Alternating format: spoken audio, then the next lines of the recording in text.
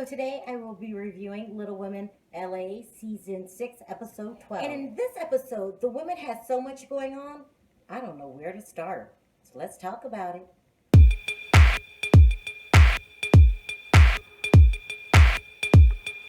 I'm really serious. There was so much going on. I don't know where to start. But I guess we can begin with the biggest problem. I mean, why was Joe running around town looking like a 70s porn star? What the hell was going on with Joe? Like, what was he wearing? He had the gold chain, he had the sunglasses, he had the 70s hair. I mean, it was an obvious cry for help. I don't know what's going on. I mean, do you think Joe is prostituting on the weekends? I mean, it was. I've never seen anything like it.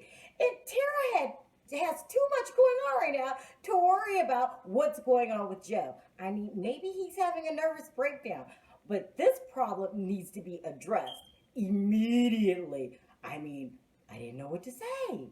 Chat, please. And Joe's my favorite husband on the show. He's on a downward spiral. Someone please help Joe. I don't even know Joe what to say. Going through an identity crisis was one of Tara's problems. Another problem is this whole Elena and the godparent situation. Okay, so remember last week, Elena let us all know that she had changed her mind about making Tara the godmother of her two twins, Xavier and Cairo. She decided to go with Jasmine. Now, this is really no big deal. You get to pick whoever you want to pick to be your to be the godparents of your children. The problem is how Elena handled it. Now, Elena's my favorite person on the show. But this was handled extremely poorly. Like, I don't understand Elena. All it would have taken was a phone call, a text, something, but you just blindsided her out of nowhere. And your excuse was she should know since it was the christening and no one brought up her being the godparent. This was extremely rude. Now, I love you to death, Elena, and I love how you are gutsy and you don't hold back to what you're saying, but when you're wrong, you're wrong. Child, please, like, this is just dead ass wrong. Just like Joe's new wardrobe. Dead ass wrong. You could have handled this better. And I'm surprised that Preston didn't say anything because he's a really good guy and he doesn't intentionally do people wrong like this. Or maybe you didn't let him know that you were blindsiding your best friend, former friend, whatever the hell the new title is. It could have been handled much better. And she was brokenhearted. That was the least of her problems. So Tara went to the doctor and they told her she possibly could have a breast cancer scare. Now this is a huge problem. Damn Joe's new 70s look. Damn being a godparent. This is some serious information because your life is on the line. And whenever somebody hears the C word, things get real. I mean, really real in your life. Like, and you can't help but to experience some kind of fear. So her holding this in and only revealing it to Jasmine and her bestie Tanya, she's got to be going through extreme fear. And this could be another reason why she overreacted about being the godparent.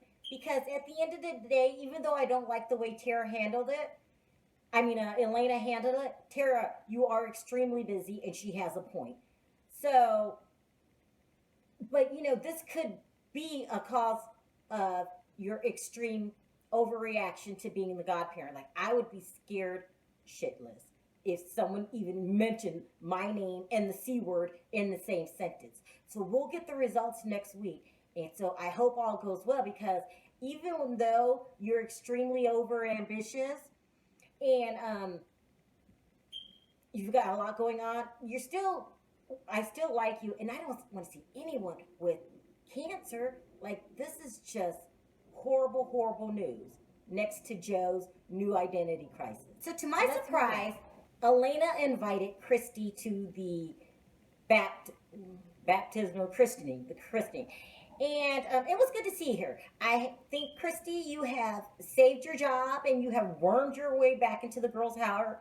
So I hope you don't mess it up this time. But Christy has a lot going on. So Todd is preparing for gastric sleeve, she called it, gastric sleeve surgery for his weight problem. And she seems to be more supportive at this time because I thought it was cold when she said lose weight or I'm out of here. So it's good to see that you're very supportive of Todd. You've got your parents living with you and it's driving you crazy. I think that would drive anyone crazy. Like, well, I don't know what kind of parents y'all got, but I don't think I could do it. Like, it's just, and I'm real close to my parents, but you got to get your own place. No. So, I feel for you what you're going through with too much of your parents around and no privacy. But worst of all, we got a really problem going on. Oh, and then you've got your neck problems going on. You still have nerve problems. You're still in a lot of pain. But the biggest problem is that damn Autumn.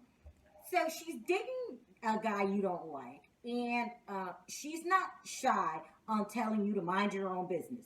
This is a problem. And she didn't say it like that, mind your own business. That was nice. Like if she would have said mind your own business, that would have been disrespectful, but better than her reaction.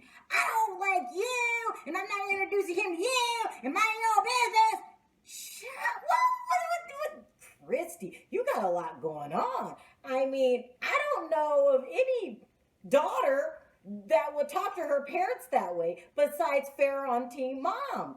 And I'm hoping this is a one-time event. Like, there's some serious consequences that need to go down for even talking to you like this. Like, your parents are getting on your last nerve, but you are like, Mom, get the hell out! I'm tired of you every time I see your face!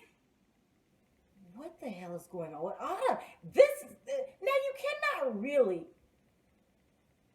spank or over punish a teenager, but you cannot also turn a blind eye to being horribly disrespected like this. Like, Autumn needs to be in some room, some timeout room, like with her phone taken away. Because at that age, she's still under 18, and it's not really a choice. If you don't like her boyfriend, you could take her phone away. And that's what I would do. But I would take her phone away. I would take, all the crazy punishments. No video games. I don't know, something. Take the door off the hinges. But she does not get to talk to you that way and live to talk about it. Well, not in my household. She doesn't. This is a problem. Like, Chris, you've got a lot going on. But you might want to start with Autumn, even before you end up kicking your parents out. Because that's the only solution to this. Like, please. She got mad because you cooked garlic in your own house. But the good news is she knows your mother. It's time to go. So we got her on the bandwagon. Autumn needs and to be last next. but not least, we had Brianna. So,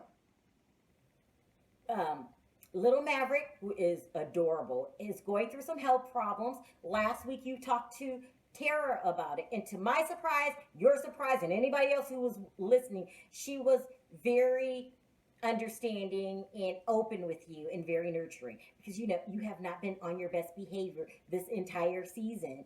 So it was good to see that Tara was a friend to you. So now maybe your behavior will change.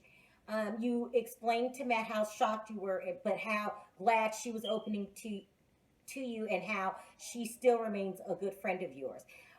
His response was good, but let's still hate Christy. Like maybe you should have that approach with all the girls. I think you should go back to zero, to the very beginning, and stop holding grudges because you also have not been on your best behavior. So maybe now that you're on a new ground with Tara, you could have that same attitude to the rest of the girls and we can get our old Brianna back because Brianna 2017, no bueno.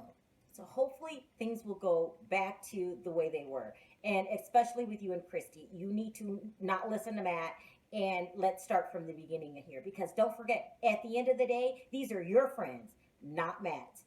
Does Matt have any friends, by the way? So besides that, that's what happened this episode. I really like these girls. They really know the true meaning of friendship. Now, just because you're a friend doesn't mean you're always on your best behavior, but at the end of the day, they always have each other's back. And I can't do anything but love and respect that. So I'll be back next week to see what's going on between these true friends. Thanks for watching. See you next time. Bye.